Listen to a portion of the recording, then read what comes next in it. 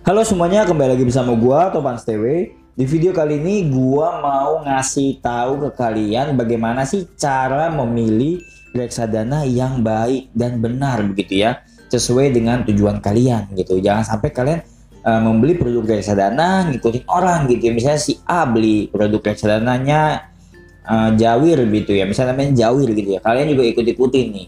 Tapi kalian nggak tahu nih harganya pas dia beli itu pas lagi murah apa lagi mahal gitu ya. Pas kalian beli tiba-tiba lagi mahal, terus besoknya terjadi penurunan. Nah, itu akan menjadikan kerugian untuk diri kalian sendiri. Jadi kalian harus memiliki prinsip dalam memilih produk reksadana gitu ya. Di sini gue bakal ngasih tahu ke kalian 4 cara memilih produk reksadana menurut gua gitu ya. Tapi kalau misalnya ada yang lebih dari gua, misalnya ada yang 5 atau 6 7 gitu ya, kalian boleh juga dengar mereka. Gua nggak bilang gue ini benar, mereka itu salah. Nggak semuanya itu benar, cuma beberapa orang memiliki sudut pandangnya masing-masing untuk menjelaskan cara dia memilih produk reksadananya tersebut begitu ya. Oke, langsung saja kita ke yang pertama. Let's go. Oke, yang pertama adalah aset under manajemennya. Nah, ini di sini kalian harus pilih yang aset under manajemennya tinggi gitu ya. Kenapa harus tinggi? Karena sesimpel ini pemikirannya. Semakin besar aset under manajemennya ya, AUM-nya semakin besar, berarti tingkat kepercayaan masyarakat semakin tinggi kepada produk reksadana tersebut. Gitu. Contoh, kita mau pilih reksadana apa nih? Misalnya contohnya Sukor Invest lah misalnya ya. Di Sukor Invest itu AUM-nya tinggi dibandingkan misalnya apa ya? Ini kita ngomong pasar uang dulu ya. Misalnya Sukor Invest dengan BNI Dana Liquid misalnya gitu ya, atau apa ya, pasar uang lah ya. Nanti kalian bisa lihat di sini atau di sini, nanti gua kasih lihat contohnya ya. Nah, semakin besar AUM-nya berarti tingkat kepercayaan masyarakat semakin tinggi. Jadi ya kalian harus memilih yang AUM-nya tinggi gitu ya. Tapi ini bukan salah satu indikator untuk sukses dalam memilih reksadana, enggak juga. Jadi kalian harus dengerin juga nih keempat-empatnya gitu ya. Yang pertama adalah AUM-nya tinggi. Semakin tinggi aset under manajemennya, maka tingkat kepercayaan masyarakat semakin tinggi pula kepada produk reksadana tersebut begitu. Yang kedua adalah expense ratio. Nah, expense ratio ini adalah beban yang dikeluarkan oleh manajer investasi untuk membayar seorang analisis atau apapun itu ya dalam mengelola aset investasinya gitu. Jadi ya kalau bisa yang expense ratio-nya kecil tapi returnnya tinggi gitu. Itu ya semua orang juga pengennya begitu ya. Nah, tapi kalau ditanya lagi apakah semakin besar expense ratio returnnya akan tinggi juga? Ya bisa jadi karena si manajer investasi itu mengeluarkan biaya lebih untuk orang-orang seperti analisa ya, untuk menganalisa perusahaan gitu ya. Jadi ya seharusnya ya kalau sejalannya itu semakin besar biaya yang dikeluarkan, harusnya semakin tinggi juga returnnya karena dia mengeluarkan effort lebih gitu ya.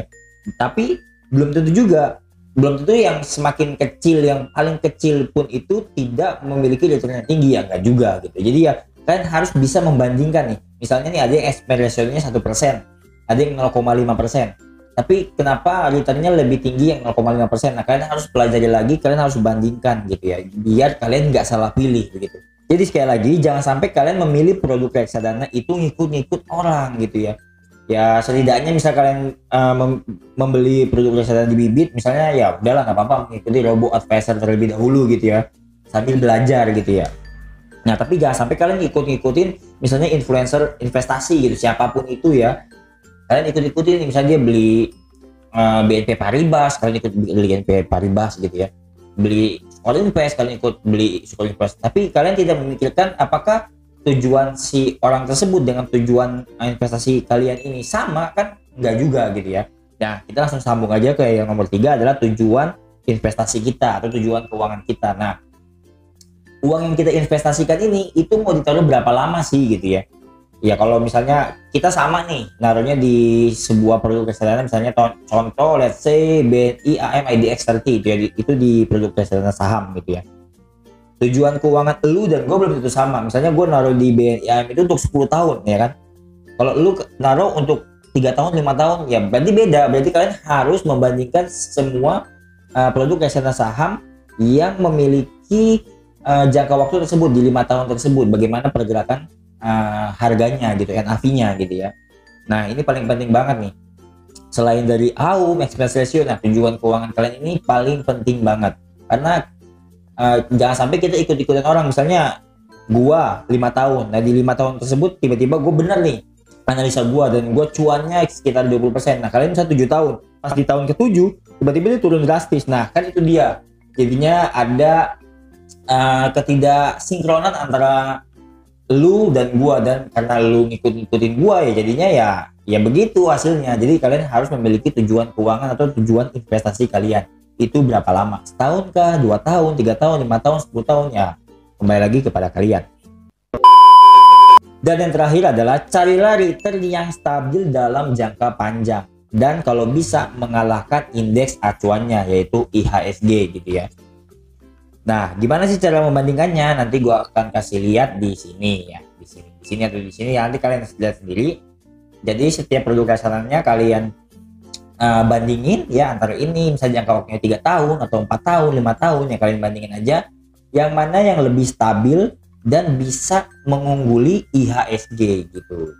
Nah, jadi jangan sampai kalian beli memang naiknya mantap gitu ya, tinggi gitu, tapi di satu sisi dia kalah. Misalnya kayak sekarang nih kasus COVID ya kan, lagi pada turun-turunnya nih IHSG. Nah kalian bandingin nih produk reksadana kalian dengan IHSG, apakah masih lebih tinggi atau kalah dengan IHSG gitu. Jadi kalian harus membandingkan produk reksadana kalian dengan indeks acuan tersebut gitu, IHSG contohnya ya, entah apapun itu ya, mau LQ45, indeks IDX30 ya kan, mau apapun itu ya udah kalian bandingin aja indeks acuan kalian gitu. Jangan sampai ya produk reksadana kalian lebih rendah daripada indeks acuan gitu. Oke?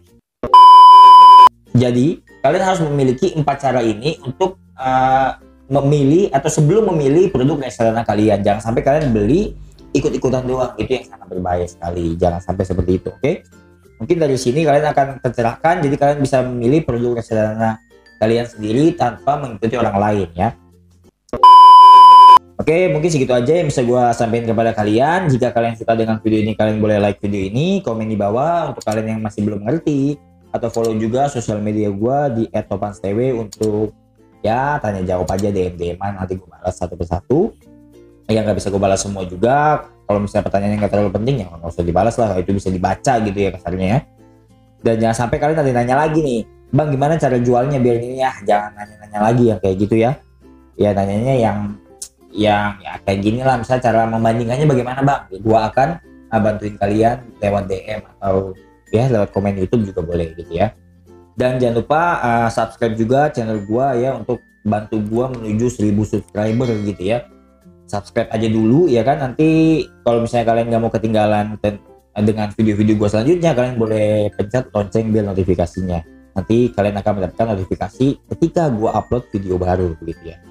Ya mungkin segitu aja di video kali ini tentang cara memilih reksadana ya. Di sebelumnya gua udah ngasih tahu cara jual beli reksadana, sekarang cara memilih reksadana. Jadi jangan sampai kalian salah jalan atau salah arah gitu. Jangan sampai mengikuti orang sekali lagi gitu ya. Oke, terima kasih semuanya. Gua Topanstw. Ciao. See you on the next video guys. Bye bye.